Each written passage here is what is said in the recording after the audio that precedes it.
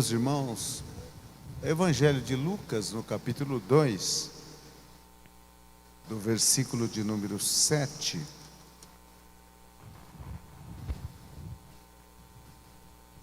ou melhor, versículo 6,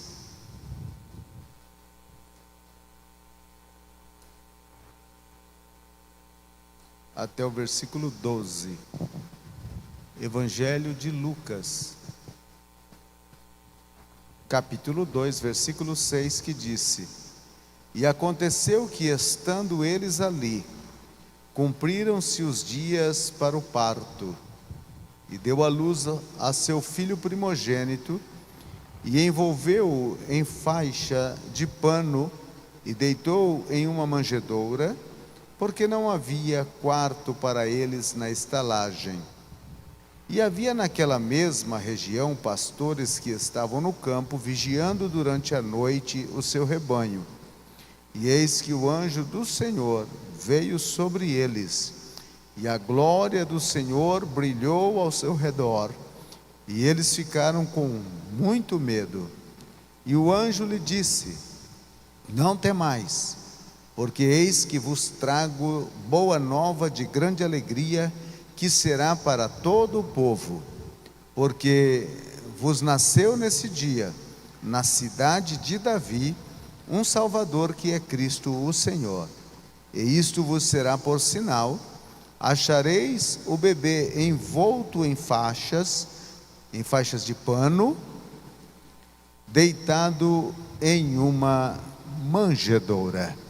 Podeis assentar, meus irmãos. Graças a Deus. Uma das questões que é sumamente de importância é tentar responder: por que Natal? Por que Natal? Por mais que algumas pessoas fazem parte de uma igreja, eles muitas vezes não sabem realmente o que significa Natal. Porque devido ao passar do tempo, esta estação do ano fora tão mistificada que as pessoas já não mais entendem realmente o seu real significado. De repente as cidades enchem de luz, há uma frenesi no povo, correndo para um lado, para o outro. Os mercados, bem diferente da canção que nós cantamos, né? Os mercados estão vazios, mas nesta época os mercados ficam de um jeito que ninguém consegue nem mesmo entrar. Há todo um preparativo. As pessoas viajam de um estado para outro, outros vêm de uma cidade, vai em outra direção. É todo um sistema. E se fazem aquelas comidas, e comem, e comem, e comem, e comem.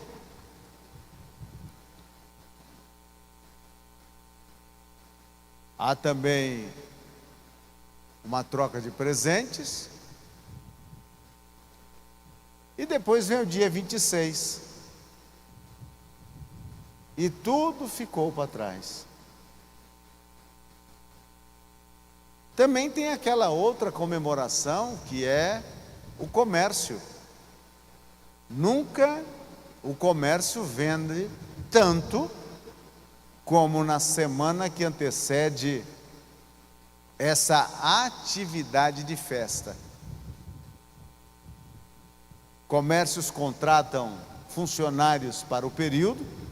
Algumas lojas pequenas contratam 3, 4 outros empregados, reforçam os seus estoques. As lojas de vestuários expõem nos manequins de suas vitrines os mais elevados modelos, tanto feminino como masculino. As pessoas enchem nos calçadões da cidade, em uma marcha constante, indo em uma direção e outra, entrando numa loja e outra. Encontramos vendedores estressados, os que vendem sapato cansado das pernas, de tanto subir a escadaria, com enormes quantidades de caixas, com todo tipo de modelos, e pés que se provam sapatos um atrás do outro. Os vestidores das lojas estão em filas, mulheres e homens em uma fila, esperando desocuparem o provador, para poder entrar com os braços cheios de todos os modelos, para poder ver qual fica mais elegante e cai melhor. A fila do caixa para pagar, se vê aquela enormidade de gente com cartão de crédito na mão, dividindo em 10, 20, 30 prestação, porque é Natal. E todo mundo tem que estar bem vestido e bem bonito, e é uma tradição estrear uma vestimenta nova, um sapato novo, um vestido novo, uma calça nova, uma camisa nova. É Natal. Mas será que Natal é isso? O pobre do peru, que não tem nada a ver com isso, é o primeiro a perder o pescoço. E alguns peru ainda até posta na internet e disse: olha, Jesus comia era peixe. E esta tem sido uma tônica, como uma roda que gira ano tras ano. E ninguém realmente para pensar sobre o Natal. E na verdade, o menos festejado é o nascente da época. O menos abraçado é aquele que estava na manjedoura naquela noite. O menos honrado, menos paparicado, é o personagem principal. Até já trocaram ele. Agora não é mais ele que faz sucesso entre a comunidade e a sociedade. É um velho careca, barrigudo, vestido de vermelho, com uma barba postiça, descendo por um chaminé, com um saco cheio de presente, uma roupa vermelha, e dizendo: ho, ho, ho, ho. As meninas e os meninos vão para o shopping center, se sentam ali, alguns sentam na perna daquele velho para tirar uma foto, ele ali encenando que está num carrinho puxado por rena, o seu trenó. E amanhã é 26. E tudo acabou. Enfeites, confetes, globinhos de Natal e tantas outras coisas. E isso a sociedade vem celebrando ano atrás ano, ano atrás ano, ano atrás ano, e ninguém para pensar: por que faço isso? Qual é o significado realmente disso?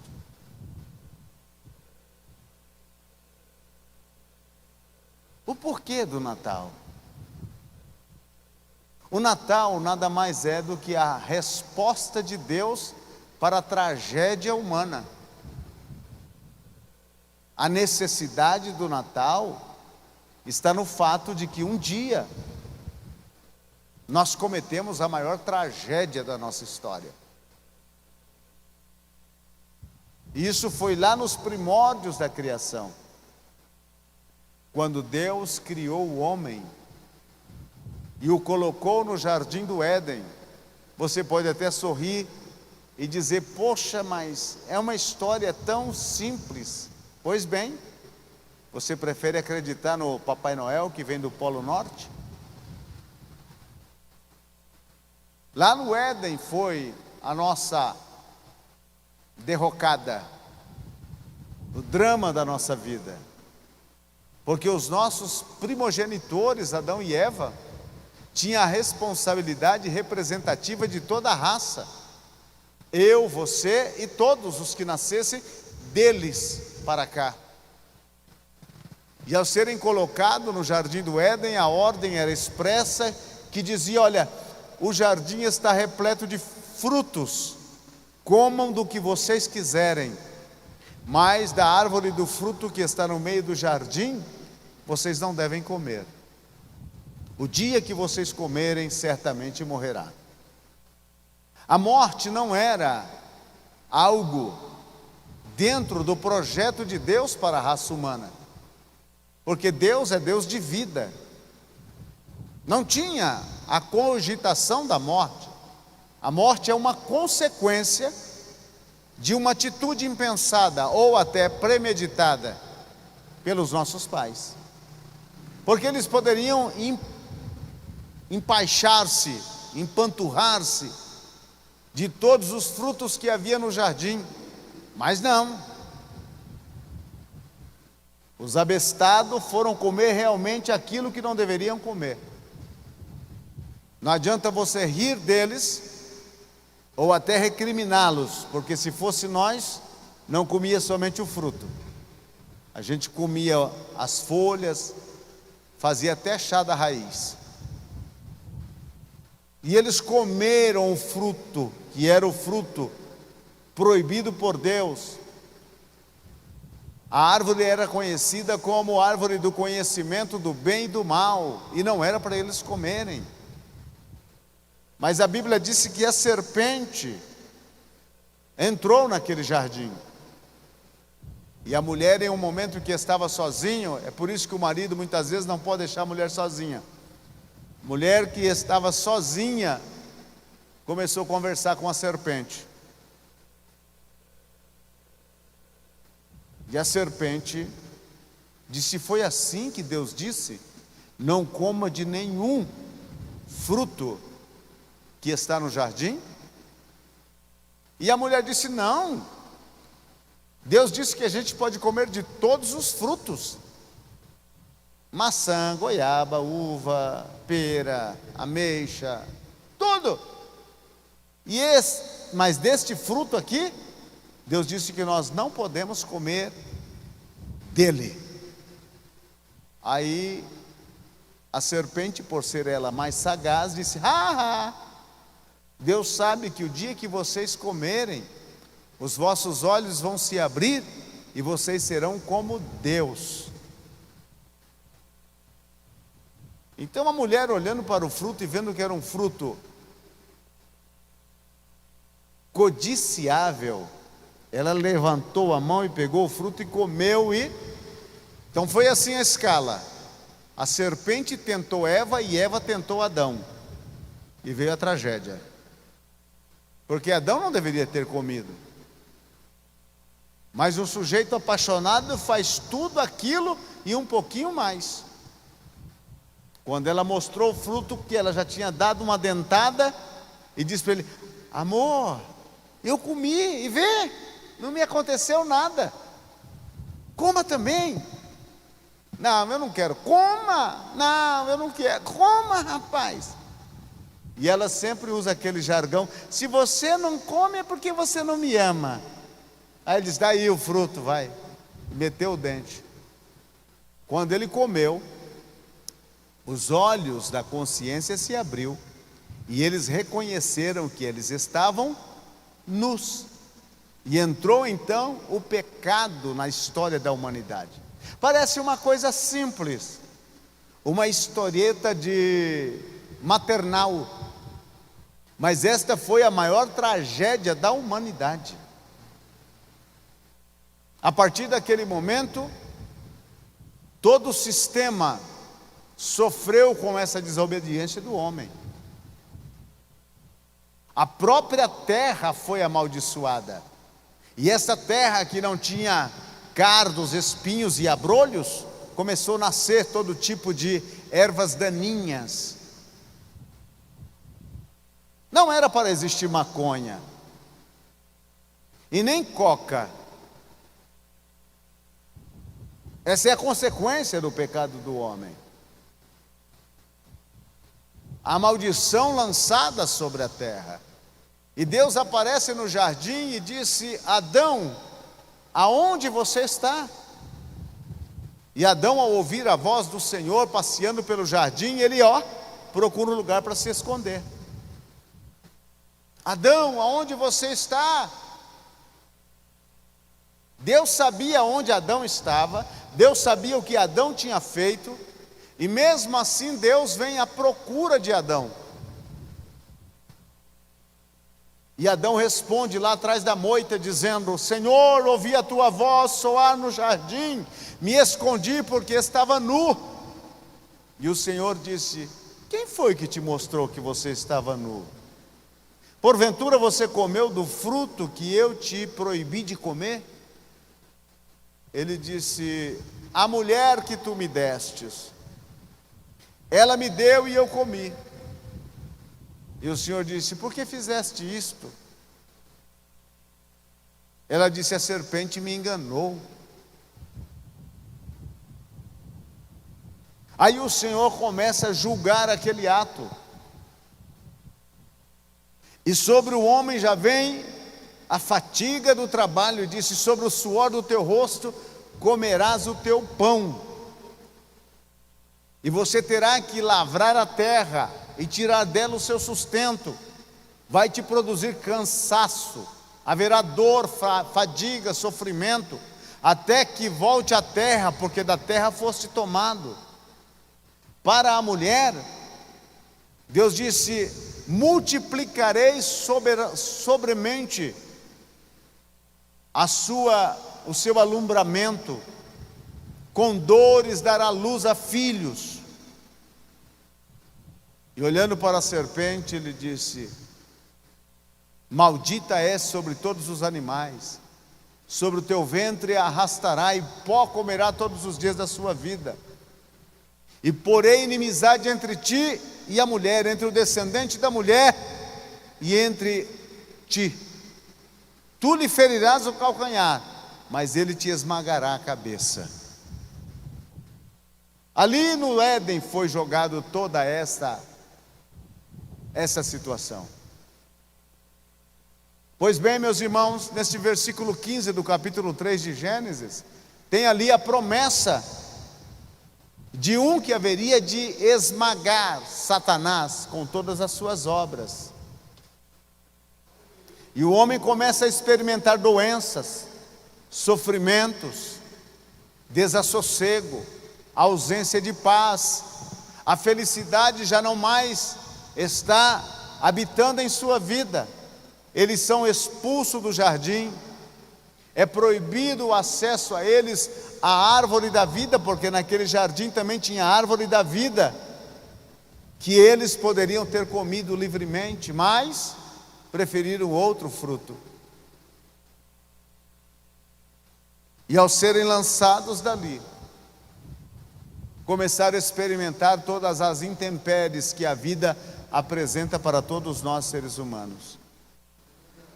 Uma situação muito difícil sobre eles. Expulso do jardim, eles vão armar a sua casa num lugar distante.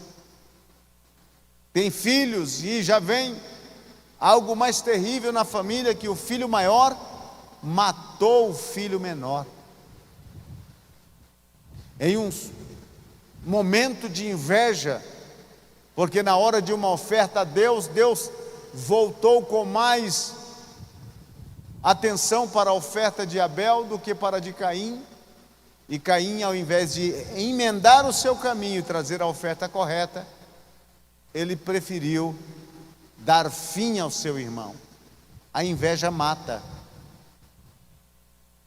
A inveja é assassina. E a raça humana tem vivido paulatinamente o progressar do estado pecaminoso. Em todos os âmbitos. O homem, depois do seu pecado original, ele nunca mais foi bom, ele nunca mais prestou. Houve no ser humano os progressos tremendos para matar, para destruir, Já no capítulo de número 6, Deus já está anunciando a destruição de toda a raça. No capítulo 6 de Gênesis, trazendo as águas dos dilúvios e acabando com tudo. Você pode imaginar como tão desenfreado estava o pecado naqueles dias. Tudo acabou, com exceção de Noé e sua família. Todos os demais morreram. E com Noé, Deus então vai recomeçar a raça humana. Porém, temos que entender que as águas do dilúvio não arrancou a semente do pecado do coração de Noé, sua esposa e seus filhos e noras. Eles vieram daquela geração pecaminosa. E ao sair da arca, o que o velhinho Noé vai fazer?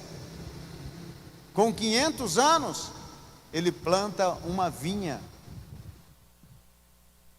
faz vinho, deixa fermentar e chapa o coco, tira a roupa e fica no meio da tenda, desfilando para um lado e para o outro. Isso vem revelar que o homem, por mais que passou pelo juízo do dilúvio, ele ainda abrigava no coração o pecado. Ele havia deixado completamente de ter um temor fiel a Deus. E aí então Deus começa a trabalhar com o homem. Aí vem a Torre de Babel, em que eles queriam fazer uma torre que atingia os céus. E eles então, abertamente contrário a Deus, tomam um posicionamento de não esparcir-se pela terra para poder povoar a terra. E Deus vem e confunde o idioma deles ali. Deus então chama Abraão, para que pudesse, através de Abraão, levantar uma nação. Abraão também fracassou em muitos momentos da vida. A Bíblia, ela vai a partir do capítulo 12 de Gênesis, no todo o seu Antigo Testamento, exclusivamente abordar a história do povo de Israel. E se você lê o Antigo Testamento e está falando do povo de Israel, o povo de Deus, você vai ver como eles continuaram pecando, pecando, pecando e pecando. A única coisa que tinha como uma centelha de luz era a promessa da vinda de alguém que os restauraria. Mas o pecado graçava na nação, que era uma nação conhecida povo de Deus. Alguns juízos eram mostrados como o juízo sobre Sodoma, Gomorra, sobre Nínive, para servir de exemplo para o povo, mas o povo não emendava os seus caminhos. Se a nação que era conhecida e que levava sobre si o nome de povo de Deus vivia assim, imagine você e eu, as outras nações que não tinham nenhum compromisso com Deus. Todo tipo de desatino e pecado havia. Pois bem, meus irmãos, 2000 anos se passou desde Abraão até o dia em que os céus quebrou o silêncio. A Bíblia diz em Gálatas 4:4 que na plenitude dos tempos, no tempo de Deus, Deus enviou o seu Filho, nascido de mulher, nascido sob a lei. O anjo faz uma visitação a uma cidadela na Galileia chamada Nazaré. E naquela cidade o anjo tem um endereço e ele chega até a casa onde está uma jovem chamada Maria. Provavelmente entre 15 a 17 anos tinha essa jovem, quando o anjo lhe apareceu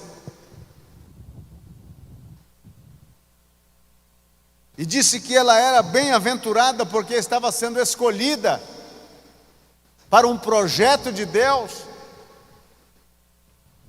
para algo que estava além do entendimento humano. Ela se assusta. Ela disse: não sei como vai ser isso. E o anjo disse: olha, o poder do Altíssimo te envolverá, e será gerado no seu ventre.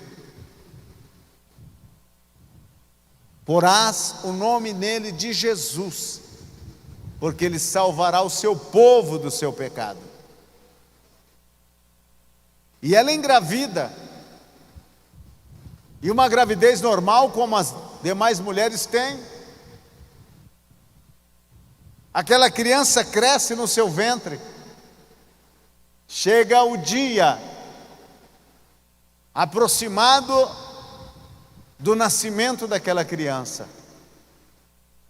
E como Deus dirige a história, porque a história não é um ponto solto que vai acontecendo ao bel prazer dos homens, não. Há uma mente sábia, entendida, e uma mão poderosa que guia os fatos históricos de toda esta raça humana.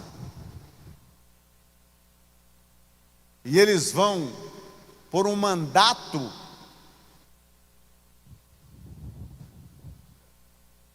dos Césares, eles vão colocar o nome deles no registro do censo.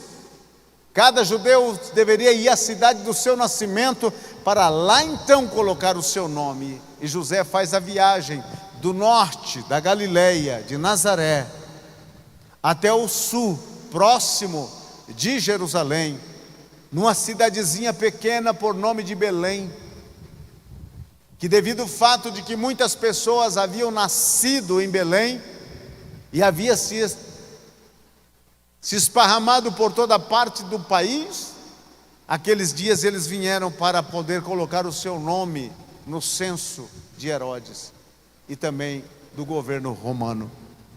E ao chegarem, a cidade está empiada de pessoas, gentes de toda parte. É por isso que a Bíblia disse que não havia lugar para eles na hospedaria. Estava tudo cheio. Muitas vezes a gente fala isso dizendo: não havia lugar para Jesus nascer. Que maldade dos homens. Não era isto. Era que não havia realmente lugar. Era como se houvesse um evento e todo o sistema de hotel da cidade estava repleto. E onde ele conseguiu um lugar para passar aquela noite foi numa manjedoura, onde se recolhia os animais. E ali entre os animais chegou o momento de Maria dar à luz. E ela dá à luz. E nasce o seu primogênito. Maria enrola aquela criança em uns panos e coloca lá sobre, quem sabe até mesmo sobre o coxo onde o animal comia. Mas lá no campo, havia naquela noite uns pastores cuidando das ovelhas, cuidando dos seus rebanhos.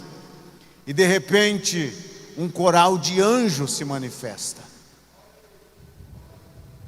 O momento é um momento tremendo, é quando os céus invadem a terra para fazer um anúncio que é extraordinário e sobrenatural. Quando os pastores veem um anjo, eles ficam com medo, amedrontados. E então o anjo disse: não temais, eis que eu vos trago nova que será de grande alegria. Porque hoje na cidade de Davi vos nasceu o Cristo, o Salvador. E encontrarás a mãe e a criança enrolada em uma manjedoura. E após dar esse anúncio, então aparece aquele coral angelical cantando glória a Deus nas maiores alturas e paz na terra entre os homens que Ele quer bem. Isto é o Natal, é o nascimento dele. Para que nasceu, pastor? Não se lembre que eu falei que o Natal é uma resposta para a maior tragédia da humanidade? Porque até então não havia esperança de salvação e de reatação da comunhão entre Deus, o Criador, e a sua criatura. Era necessário que ele nascesse. Ele nasceu. E quem era ele? Nós o conhecemos por Jesus, mas ele é a segunda pessoa da Trindade. A divindade, ela subsiste em três pessoas, são três pessoas distintas. O Pai é uma pessoa, o Filho é uma pessoa e o Espírito Santo é uma pessoa. E essas três pessoas é um Deus. A divindade habita corporalmente neles. O que aconteceu com Jesus? Ele deixa toda a sua glória. Os atributos que ele tem como Deus é todo suspenso naquele momento, e ele vem para nascer como um ser humano como nós. Com a exceção que ele não traz sobre si a semente do pecado que todos nós trazemos quando nascemos. Ele está sem pecado. Ele nasceu por nós. Ele cresceu como qualquer criança. Você que tem um filho, assim cresceu ele. A Bíblia disse: e crescia Jesus, cheio de sabedoria e de graça perante Deus e os homens. Ele cresceu normalmente. Ele estava numa família de renda mínima, porque naqueles dias ser carpinteiro não era uma profissão que dava muito dinheiro, mas dava para sustentar a família. Ele foi à escola. As escolas naquela época eram nas sinagogas. Ele aprendeu, ele se desenvolveu. Com 12 anos, em uma festa que eles vão na Páscoa em Jerusalém, ele fica no templo conversando com os doutores, fazendo perguntas, respondendo perguntas. A sua mãe volta com o seu pai depois de 2 dias e o encontra no templo e disse: filho, o que você nos fez? Ele disse: mulher, não sabia você que nos negócios do meu pai eu deveria estar? E indo com eles para a cidade de Nazaré, era sujeito a eles. Meu querido irmão, ele veio com um objetivo único: ser ferido. E foi isso que aconteceu com ele lá na cruz do Calvário. Os milagres era apenas um aditivo que ele tinha. Os ensinos, as mensagens, eram apenas aspectos do seu ministério. O mais importante em tudo era o que ele haveria de fazer pela humanidade. Ele em nenhum momento se furtou de ir até aquela cruz. Em nenhum momento. Quando ele tem um lapso de entendimento do sofrimento que lhe espera no jardim do Getsêmani, ele orando disse: pai, se é possível, passa de mim esse cálice sem que eu beba. Mas ele, sabendo que não haveria possibilidade, ele disse: todavia não seja como eu quero, mas como tu queres. Eu vim para esta hora, era a palavra dele. A cruz era algo real para ele desde o dia do seu nascimento. Ele veio para isso. E ele sofre naquela cruz. Ele morre por toda a humanidade, derramando o seu sangue. E ao derramar o seu sangue, ele apazigua a ira de Deus contra o ser humano. A ira e a justiça de Deus é satisfeita com a morte de Cristo. E através da sua morte, o caminho da eternidade abre-se para todo o ser humano. O pecado continua, matando, destruindo e acabando. Porém, o sangue dele é o remédio. O sangue dele é a vacina contra o pecado. E só há salvação por intermédio dele, porque não foi dado um outro nome entre os homens pelo qual você e eu devemos ser salvos. Então Natal não é presente, Natal não é a festa, Natal não é os enfeites. Natal é que nasceu a esperança de salvação para esta humanidade caída e debilitada. Natal é a oportunidade de conviver com Deus em harmonia e comunhão. É entender que Deus não nos abandonou no nosso próprio pecado e destino, mas deu a mim e a você a oportunidade de reconciliar-nos. Paulo disse: Deus estava em Cristo, reconciliando consigo o mundo. Isso é o Natal. Ou voltamos à antiga e atual história, ou estaremos comemorando como os demais. Dentro de pouco tempo, já não lembraremos mais dele no dia do seu nascimento. Alguns disseram: mas ele não nasceu em 25 de dezembro. Para mim não importa, o importante é que ele nasceu. Ele nasceu. E se é esta a data de comemoração alusiva, então eu vou comemorar conforme a Bíblia me apresenta. Jesus nasceu, a possibilidade da salvação aí está para mim e para você. Mas as pessoas hoje, elas preferem mais se empanturrar de panetone com gotinhas de chocolate.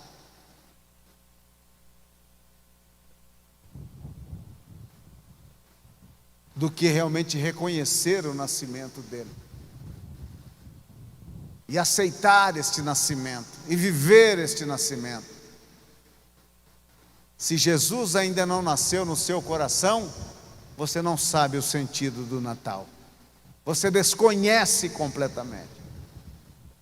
E lamentavelmente, meus queridos irmãos, até aqueles que dizem ser igrejas, não sabem o verdadeiro sentido do Natal.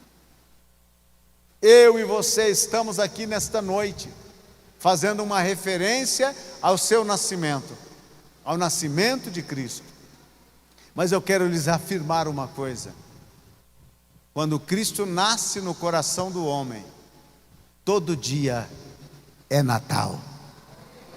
Todo dia é Natal. Todo dia é celebração. Porque ele nasceu no meu coração, nasceu no teu coração. É Natal hoje, é Natal amanhã, é Natal passado, depois de amanhã. Todo dia é Natal, porque todo dia ele está dentro do meu coração, dentro da minha vida. A manjedoura o hospedou no seu nascimento físico. O meu coração é o apartamento que ele tem, como um lugar aonde ele habita para sempre, sempre, sempre e sempre. Então hoje comemoramos, na data do nosso calendário, o dia do nascimento de Jesus. Mas o dia que ele nasceu na minha vida é o dia mais importante. Porque o dia que ele nasceu na minha vida foi que mudou todo o meu destino, todo o meu futuro, toda a minha vida na eternidade. O dia que eu reconheci o seu nascimento, a sua morte, o seu sangue derramado, e que a mim fora apresentado um apelo dizendo: não quer você hoje dar o bem-vindo a Jesus no seu coração? E eu fiz, até que numa ignorância, sem saber o que estava fazendo, até que sem tanto entendimento.